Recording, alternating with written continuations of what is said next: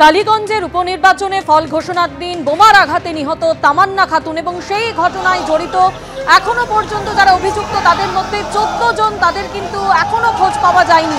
তাই দ্রুত বিচারের দাবিতে এসএফআই ডিওয়াইএফআই এর অভিযান ঘিরে ধুন্ধুমার কৃষ্ণনগরের এসপি অফিস।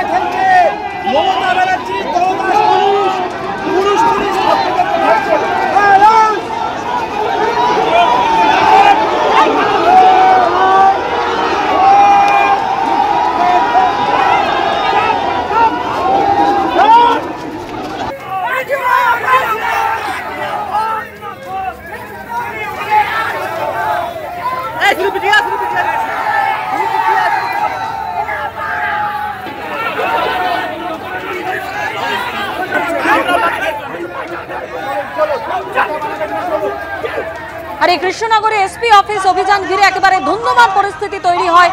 ব্যারিকেড ভাঙার চেষ্টা করে আন্দোলনকারীরা এবং পুলিশের সঙ্গে সেই সময় ধস্তাধস্তি হয়। দ্রুত বিচারের দাবিতে এখনো যারা অধরা, অর্থাৎ 14 জন অভিযুক্ত যারা অধরা এই তামান্না খাতুন হত্যার ঘটনায়, তাদের দ্রুত ধরতে হবে এবং দ্রুত বিচার করতে হবে। এই দাবিতেই এসএফআই ডিওয়াইএফআই এর অভিযান ঘিরে ধুন্ধুমার পরিস্থিতি কৃষ্ণনগরের এসপি অফিস চত্বরে।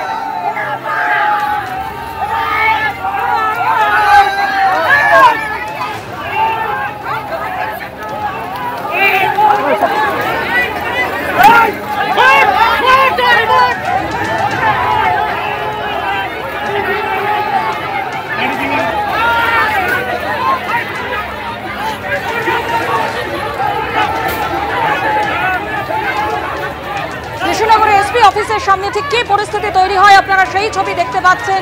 তামান্না খাতুন হত্যার ঘটনায় এখনো পর্যন্ত যাদের কোনো খোঁজ পায়নি পুলিশ, সেই সমস্ত অভিযুক্ত 14 জন এখনো অধরা, তাদের দ্রুত ধরতে হবে, দ্রুত বিচার শেষ করতে হবে। এই দাবিতে এসএফআই ডিওয়াইএফআই এর অভিযান ঘিরে ধুন্ধুমার পরিস্থিতি তৈরি হয় কৃষ্ণনগরের এসপি অফিস চত্বর।